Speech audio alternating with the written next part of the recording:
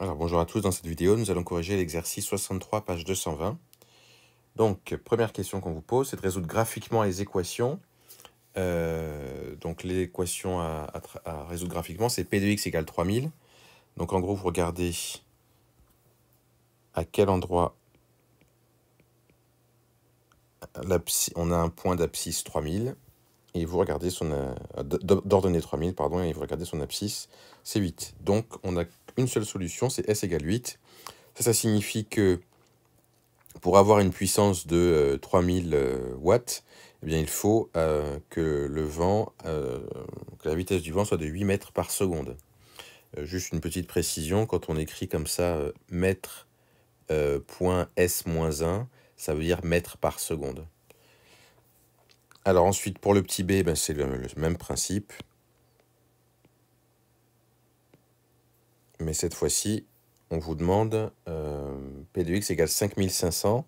Donc 5500, c'est ici. Voilà. Et donc, on va obtenir 10.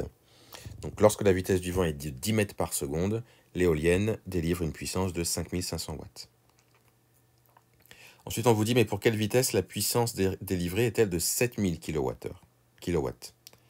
Alors du coup, d'ailleurs, je précise, ce n'est pas des watts, c'est des kilowatts. Donc, il faut mettre un K ici. Voilà. Alors donc, on répète, pour quelle vitesse la puissance délivrée est-elle de 7000 kW?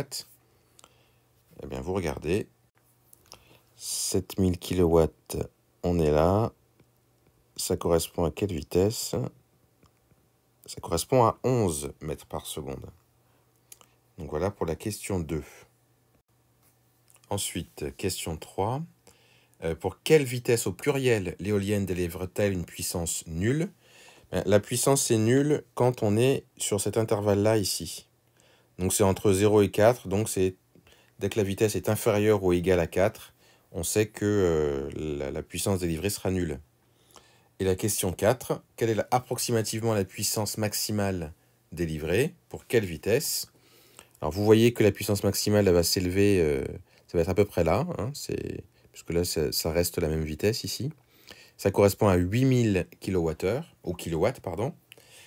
Donc là aussi, il faut écrire kilowatt, là. Et puis, pour quelle vitesse? Vous voyez que ça commence à peu près à